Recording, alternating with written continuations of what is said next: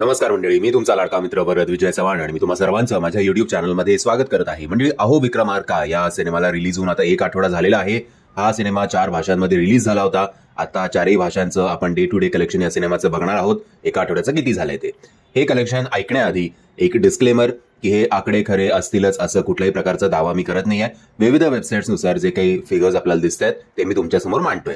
सर्वप्रथम बघूया अहो विक्रमार्काचं हिंदी मधलं कलेक्शन किती होतं ते. असं म्हटलं जात होतं की पहिल्या दिवशी हिंदीमध्ये या सिनेमाने कमवले होते 9 ते 10 लाख रुपये. दुसऱ्या दिवशी शनिवारी सुद्धा 10 ते 11 लाख रुपये. तिसऱ्या दिवशी रविवारी 11 ते 12 लाख रुपये.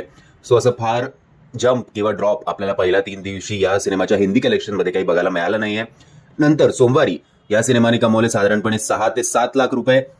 मंगळवारी 5 ते 6 लाख रुपये. बुधवारी 6 ते 7 आणि गुरुवारी 4 ते 5 लाख रुपये. सो कन्सिस्टंटली लो कलेक्शन्स याचे हिंदी बेल्टमध्ये आपल्याला हिंदी लँग्वेजमध्ये आपल्याला दिसलेले आहेत.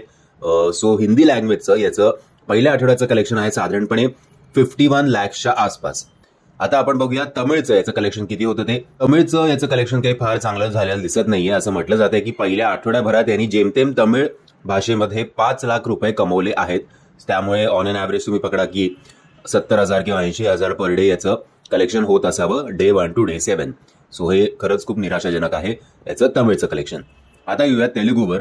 तेलुगूनी जरा चांगला सपोर्ट दिला आहे. त्यातल्या त्यात पहिल्या दिवशी या सिनेमाने कमवले होते तेलुगू लँग्वेजमध्ये 5 ते 6 लाख रुपये.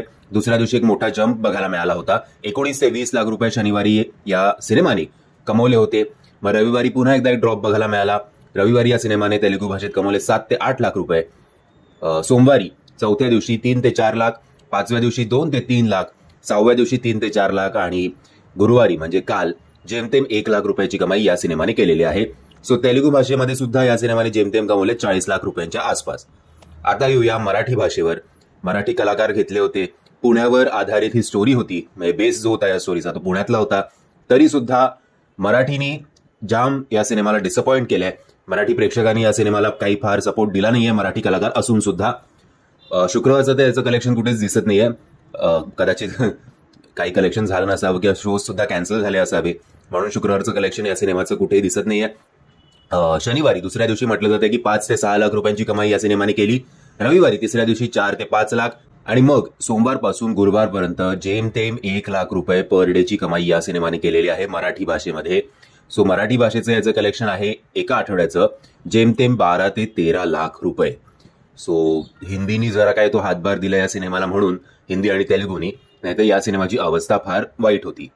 असं करत याचं इंडियाचं ग्रॉस कलेक्शन एका आठवड्याचं झालेलं आहे 1,22,00,000 रुपयांच्या आसपास. तर इंडियाचं नेट कलेक्शन आहे 1,08,00,000 रुपयांच्या आसपास. म्हणजे मी आशा करतो तुम्हाला हा व्हिडिओ आवडला असेल. जर तुम्हाला हा व्हिडिओ आवडला असेल तर प्लीज या व्हिडिओला लाईक शेअर आणि चॅनलला सबस्क्राईब करायला विसरू नका. जय हिंद, जय महाराष्ट्र.